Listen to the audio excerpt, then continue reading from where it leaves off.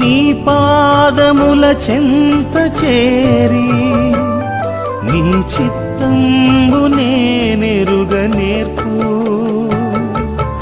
నీ హృదయ భారంబు నొసగి ప్రార్థించి పని చేయనిమ్ము.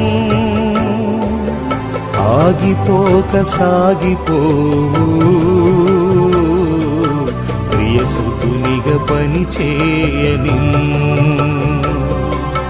ప్రతి చోట నీ సాక్షిగా